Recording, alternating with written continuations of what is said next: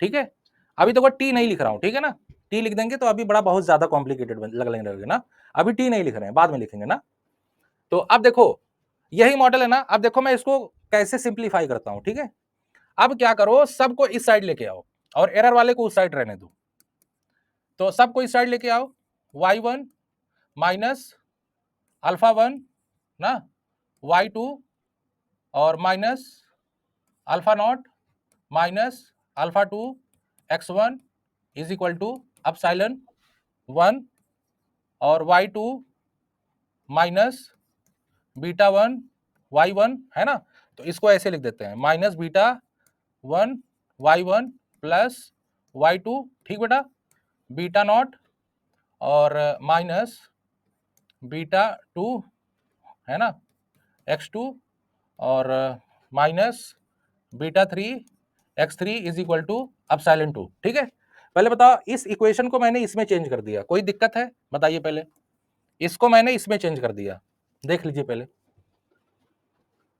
इस SEM को मैंने इसमें चेंज कर दिया, कोई दिक्कत बताइए। हाँ बेटा बताओ, एनी प्रॉब्लम। अरे भाई कुछ किया थोड़ी, बस इधर से उधर कर दिया, एरर वाले को एक साथ रख दिया और बाकी सबको उधर ले गए। क्यों ले जा रहे हैं अभी समझ जाओगे, ठीक है। अब देखो, अब हमें क्या करना है, कोफिशिएंट लिखना है ना। देखो कैसे लिखेंगे इसको, मैट्रिक्स फॉर्म में बनाने तो कैसे बनेगा बेटा बताओ। इसका कोफिशिएंट क्या है 1 है ना, इसका कोफिशिएंट क्या है माइनस अल्फा 1, क्लियर है। इसका कोफिशिएंट क्या है माइनस बीटा 1, इसका कोफिशिएंट क्या है केवल 1 ना। इसको कैसे लिख सकते हो, y1 और y2 लिख सकते हो कि नहीं बताओ पहले। हाँ बेटा, आप बताओ इसमें आपके कितने वेरिएबल्स है, x1 x2 x3 ना। तो देखो ये कैसे बनेगा, कोफिशिएंट और एक 1 वाला भी है ना। तो इसको देखो कैसे लिखा जाएगा, माइनस अल्फा नॉट, ठीक है, और माइनस अल्फा नॉट और आपका माइनस अल्फा 2 और इसके बाद सारे 0 0 है ना बेटा। ये x2 x3 0 0 है ना। अब यहाँ पे देखो माइनस बीटा नॉट और ये आपका 0 है और माइनस बीटा 2 और माइनस बीटा 3। पता नहीं तुम लोगों को समझ में आ रहा है कि नहीं, ये हम अकेले चल रहे हैं। हाँ बेटा, ये आपका 1 x1 x2 x3 और ये आपका, मैं इसको ये लिख रहा हूँ एरर। एरर मतलब चलो अच्छा इसको पहले ऐसे लिख दूं, अपसाइलन 1 अपसाइलन 2। पहले ये देखो, ये समझ में आया क्या, इसको मैं इक्वेशन, इसको मैं 1 लिख दे रहा हूँ, इसको लिख दे रहा हूँ 2 और इसको लिख दे रहा हूँ 3। पहले देखो ये समझ में आया क्या, मैट्रिक्स में चेंज कर दिया ना। देखो अच्छे से पहले देख लो, जब समझ में आ जाए तब बताना हाँ यस सर समझ में आ गया। देख लो 2-3 मिनट ले लो, इतने आसानी समझ में नहीं आएगा ये। अभी देखना ये किस फॉर्म में चेंज होता है। देख,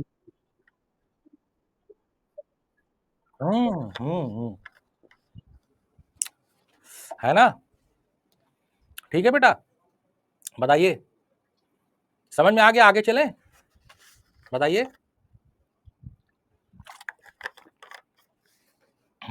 मेरे हिसाब से आ ही गया होगा ना, जब इतने सब लोग उठा रहे हैं। आज आप लोग पड़ाका वड़ाका नहीं लगा छुड़ा रहे हो यार। अब देखो अब देखो ध्यान से देखो, अब मैं इसको कैसे लिखूंगा। आप लोग का जो जनरल जो साइमल्टेनियस इक्वेशन मॉडल का जो मैट्रिक्स होता है ना, मैट्रिक्स फॉर्म नोटेशन, आप लोगों ने देखा होगा वो कैसे लिखा जाता है, ए वाई प्लस बी एक्स, इस तरीके से देखा है, इस तरह का फॉर्म, जनरल वाला, एकदम एकदम जनरल साइमल्टेनियस इक्वेशन मॉडल का मैट्रिक्स फॉर्म देखा ही होगा मेरे हिसाब से कभी कहीं ना कहीं, है ना। तो अब जरा बताओ ए क्या है इसमें, इस मॉडल में ए क्या है। ये है, ये इसी को मैं ए बोल रहा हूं, ठीक है। इसको मैंने वाई ले लिया और इसको ले लिया बी और इसको ले लिया एक्स, ठीक है बेटा, और इसको ले लिया अपसाइलन, है कि नहीं बताइए, ठीक है ना। अब देखो प्रॉब्लम कुछ नहीं है, आपका पैरामीटर ए है, पैरामीटर बी है ना, ये बीटा नहीं है ना। अगर आप कहो तो इसको किसी और में चेंज कर दूं, पाई लिख दूं, कोई दिक्कत। और इसको ए ही रहने दो ना, कोई दिक्कत नहीं ना। बी लिख रहा हूं तो ऐसा लग रहा है बीटा आ रहा है ना बार बार, इसको चलो पाई लिख दिया ना। और ऐसा करते हैं, यहाँ पे नोटेशन लिखी, चलो जाने दो, छोड़ो जाने दो, कि लिख दें? हाँ बेटा, ए का लिख दें, बगल में है ही, आप लोग देख लेना, है ना?